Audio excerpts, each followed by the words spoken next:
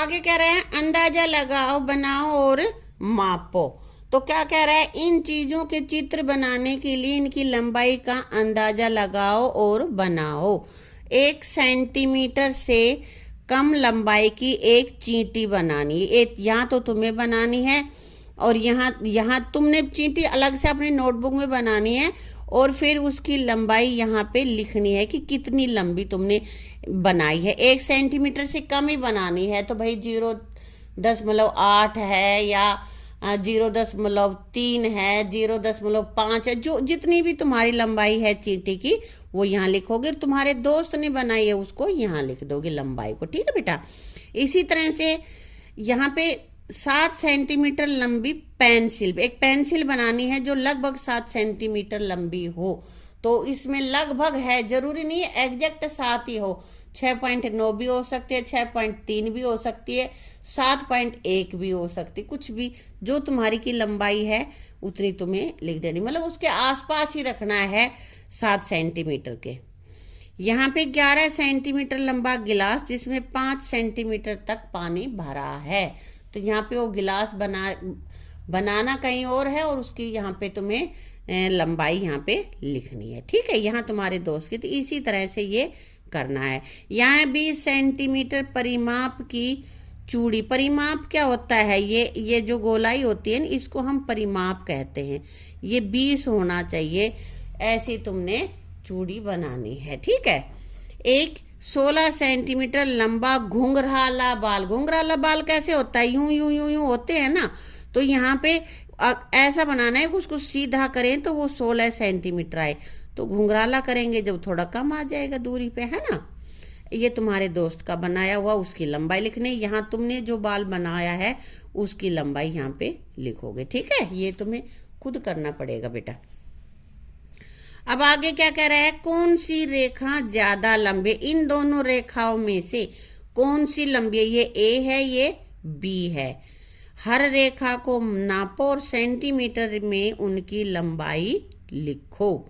तो ये क्या है, तुम्हारा अंदाजा कितना अच्छा है। तो यहाँ पे बेटा पहले ए को मापेंगे स्केल से, फिर बी को मापेंगे हम स्केल से, और फिर देखेंगे कि ये कितनी लंबी है। तो यहाँ पे हमारी ए हमने मापी है और ए बेटा हमारी है 4.6 सेंटीमीटर।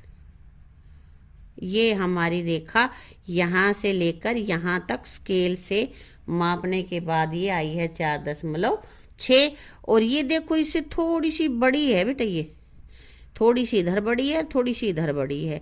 ये हमारी है 4.7 सेंटीमीटर। ये हमने स्केल से माप के यहाँ पे लिखी है। अभी मेरे पास फिलहाल स्केल नहीं है इसलिए मैंने पहले माप लिया था। ठीक है। अब आगे हमारे पास है ये सी और डी है। ये ऐसे पड़ी है वो तो डी है और ये सीधी खड़ी है वो सी है।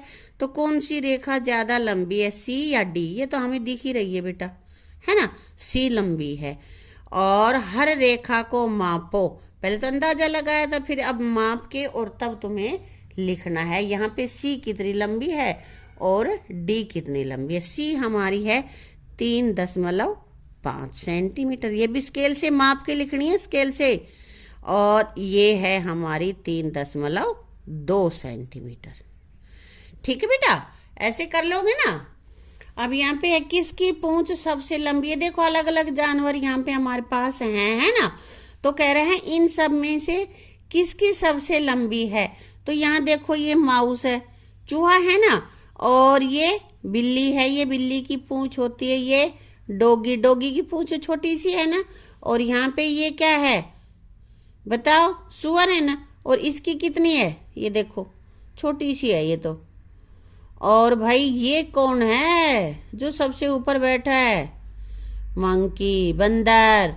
इसकी तो हमें लंबी सारी दिख रही है ना, और ये छिपकली है ना। तो कह रहे हैं कि इन जानवरों को देखो, अंदाजा लगाओ कि किसकी पूंछ सबसे लंबी है। और अब पूंछों को ना, पहले तो अंदाजा लगाना है किसकी लंबी है। तुम्हें किसकी दिख रही है, बंदर की दिख रही है, तो बंदर की ही लंबी है। तो पहले तो हम यही लिख देंगे, बंदर की पूंछ सबसे लंबी है। लंबी है। ठीक है बेटा। अब सबकी पूंछ माप के, ये तो हमने अंदाजे से लिखा है। अब सबकी पूंछ मापनी है और उनका पैमाना हमें लिखना है। तो स्केल से मापा यहाँ से लेकर यहाँ तक 1.2 सेंटीमीटर, इसकी यहाँ से लेके यहाँ तक 1 सेंटीमीटर, यहाँ पे ये पूंछ 1.5 सेंटीमीटर, और भाई यहाँ पे इसकी पिग की, ये तो बहुत ही छोटी सी पूंछ है, हो सकता है 0.2 या कुछ है, 2 तो नहीं है, 0.5 हो सकती है। ठीक है। और ये बंदर की 2.2 सेंटीमीटर। तो यहाँ पे सबसे लंबी पूंछ किसकी हो गई? बंदर की। ये स्केल से माप के लिखी है मैंने, बाद में माप लिखा है ये। ठीक है बेटा। हाँ, तो तुम भी माप सकते हो ना।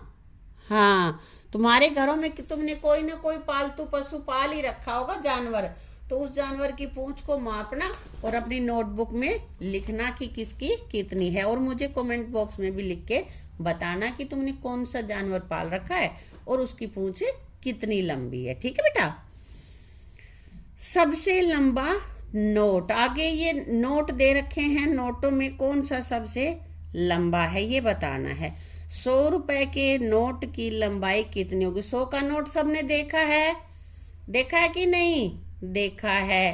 और देखा है तो उसकी लंबाई का भी अंदाज, ये देखो 100 का नोट है ना, सबने देख ही रखा है 100 का नोट। तो इसकी लंबाई यहाँ स्केल रख के ना हम इसकी लंबाई मापेंगे कि ये कितना है। पहले तो तुम अंदाजा लगा के बताओगे कि कितना है। तो ये हमारे पास लगभग 16 सेंटीमीटर होगा, देखो, है ना। तो लगभग होगा, फिर सही माप के इसको लिख देना। यहाँ पे तो तुम्हारा अंदाजा का लिखना है, और यहाँ पे जो वास्तव में स्केल से माप के लिखोगे वो लंबाई लिखनी है। अंदाजा तो यहाँ पे हमने कितना लिया है, लंबाई इसकी है 16 सेंटीमीटर, और चौड़ाई इधर ऐसे ये 7 सेंटीमीटर मान लिया हमारे पास है। अंदाजा लगाया है, फिर तुम नाप के दोनों साइड का यहाँ लिख देना। समझ गए? अब इसी तरह आगे क्या है, 10 का नोट। अब 10 का नोट लो और उसको मापो। ये 10 का नोट है बेटा, हो गया ना 10 का नोट। अब 10 का नोट भी इसी तरह से माप लेंगे स्केल से।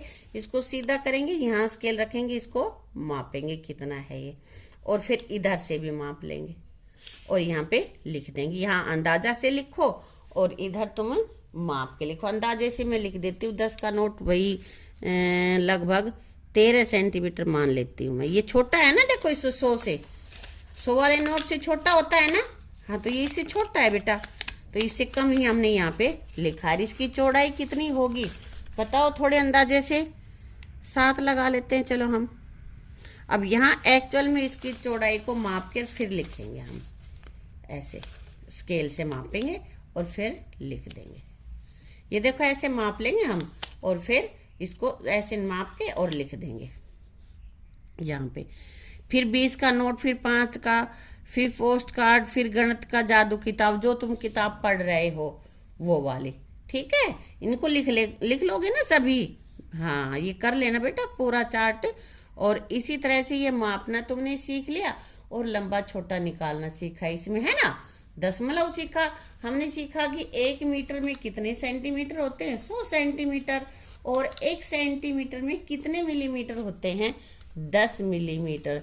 ये हमने याद करना है, इसको अच्छे से याद रखना है, भूलना नहीं है।